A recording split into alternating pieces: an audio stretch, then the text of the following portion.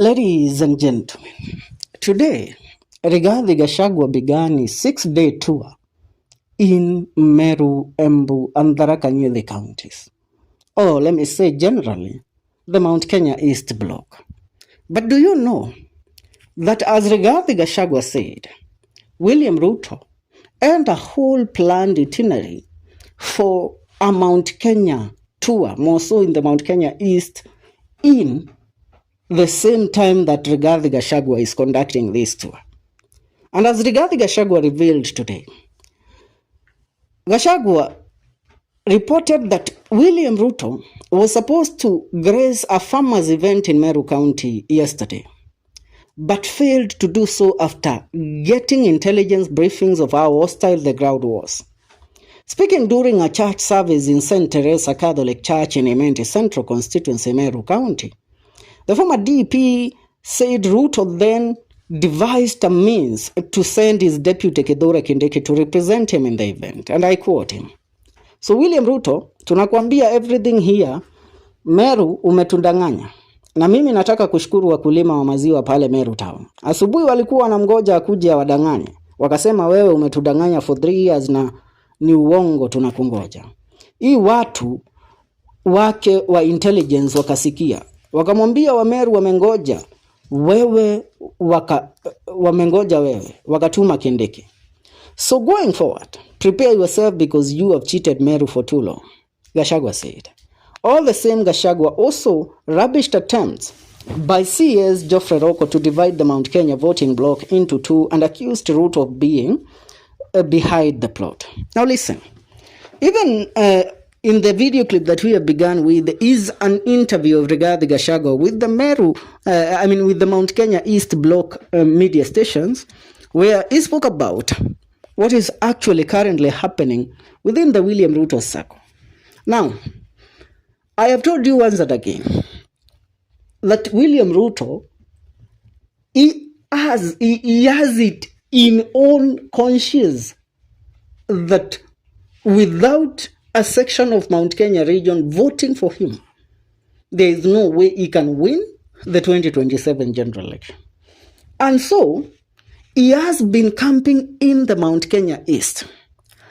Ladies and gentlemen, William Ruto was meant to be in Meru on Saturday. Are we together?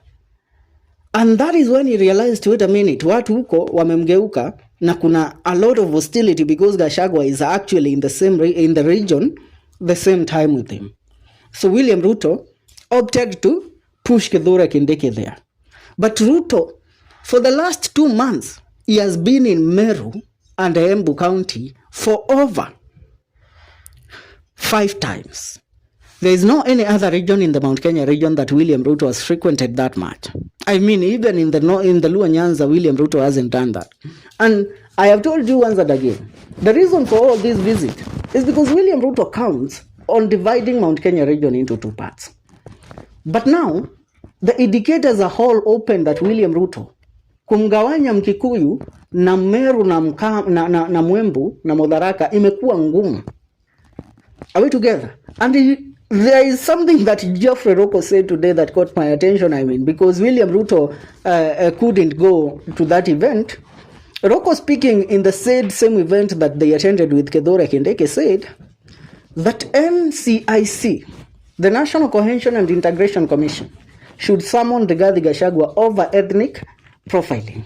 And we were left wondering, I mean, how can an idiot like Geoffrey Ruku speak about ethnic profiling when he himself stands in front of the cameras, in full glare of the camera, and declares that Waembu si Wakikuyu, Wameru si Wakikuyu, Wadharaka si Wakikuyu, Wambere si Wakikuyu, na sisi kama Mount Kenya East tunataka kujitawanya na Mount Kenya West ambayo ni Wakikuyu.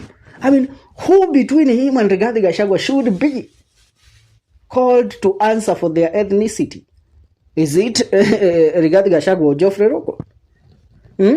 So Gachagua has also revealed that now, as it turns out, if there is a man that is in great danger within the circles of William Ruto, is Professor Abraham Kithure Kindiki.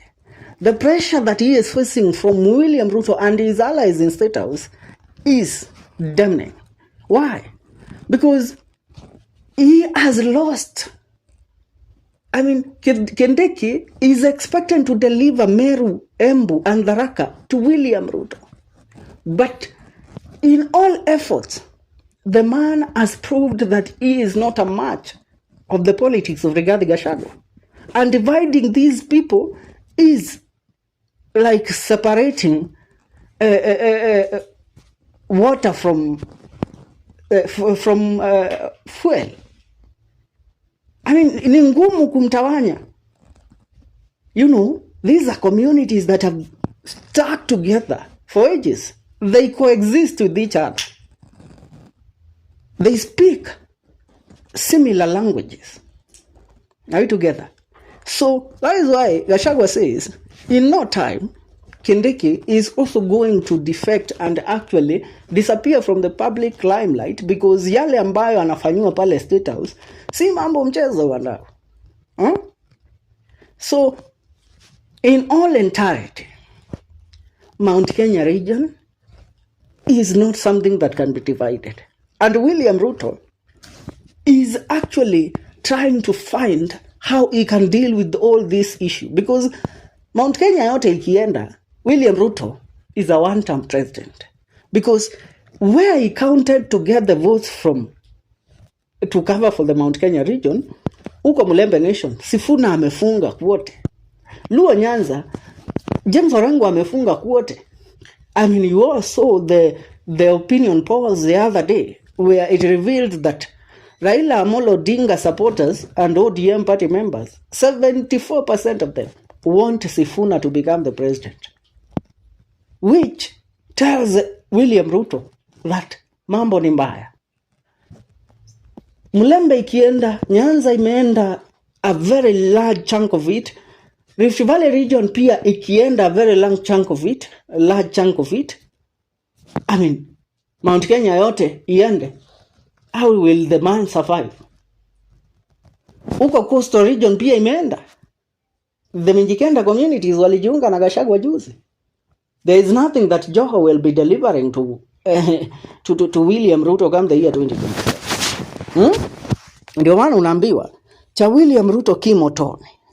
Na Wamunyoro pamoja na sisi ndio Sifuna movement has proved beyond reasonable doubt that the time has come and the time is now. I mean, ukisikia mpaka William Ruto anafika point ana change schedule kwa sababu ameona the hostility there is damning, it tells you that the man is on the corner and he has actually lost it. Tazamaji, ni hayo kwa sasa. I would love to hear your take. Achia maoni yako kwenye comment section. Tuungane katika video zetu zijazo. And as I conclude, I just remind you, sisi ndiyo Sifuna.